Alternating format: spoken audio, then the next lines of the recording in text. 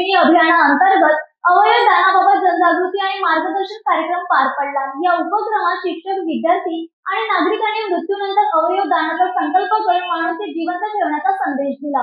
धर्माबाद शहरातील विविध शाळांमध्ये 12 ऑगस्ट रोजी जिल्हा शल्यचिकित्सक डॉक्टर पेरके, अतिरिक्त जिल्हा शल्यचिकित्सक डॉक्टर पावळे, नोडल अधिकारी डॉक्टर हनुमंत पाटील यांच्या मार्गदर्शनाखाली तर वैद्यकीय अधीक्षक डॉक्टर वेणुगोपाल पंडित यांच्या निरीक्षणाखाली अंगदान जीवन संजीवनी अभियान राबविण्यात आले।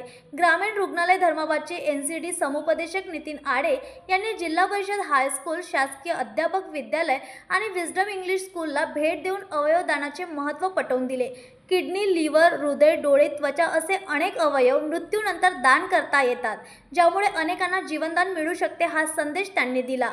मम देह परिहिताय भवतु या भावनेतून अवयवदान ही आयुष्याची नवी परंपरा सुरू करूया असा निर्धार सहभागी शिक्षक विद्यार्थ्यांनी केला। कार्यक्रमात अवयवदान प्रतिज्ञा घेण्यात आली आणि त्यानंतर उपस्थितांना www.notto.abdm.government.in या संकेतस्थळावर नोंदणी करण्याचे आवाहन सुद्धा करण्यात आले। यावेळी मुख्याध्यापक, प्राचार्य, शिक्षक वर्ग, आरोग्य कर्मचारी आणि सामाजिक कार्यकर्त्यांची उपस्थिती होती। न्यूज एक्सप्रेससाठी अंतोजी कालिदास यांची रिपोर्ट।